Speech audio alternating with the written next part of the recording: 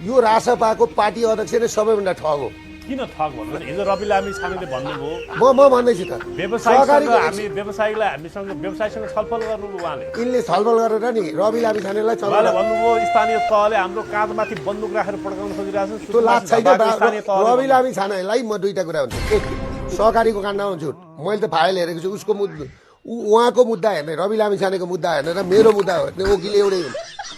रमन श्रेष्ठ, सुशील पन्त, शम्भु थापा सबै मेरै वकिल हुन्। मैले कुरा सुन्दिनँ। मेरो फाइल हेर्दाखेरि मैले उनीहरूको फाइल पनि हेरेको छु। खाएकै छ सहकारीको पैसा, अमेरिका बुढीलाई पठाएकै छ पैसा। यो भन्दै गर्दा गाली गर्छन् उसलाई गलुन् गर भेडा हो। एउटा कुरा के छ थाहा छ, हिजो सुकुम्बासीको बस्तीमा डोजर चल्दाखेरि छाती थाप्न आउँछु भनेको होइन। आज के भन्छ, उसैको पार्टीको प्रधानमन्त्रीले गृह मन्त्रालय सम्हालेको छ। गृह मन्त्रालयले स्थानीय तहमा चिठी पठाएको छ खाली गर भनेर। अनि ऊ के भन्छ भने स्थानीय तहले चाहिँ हाम्रो पार्टीको काँधमा बन्दुक राखे भन्छ। कति फटा र कति ठग हो, गृह मन्त्रालयले कति घाट हो। स्थानीय तह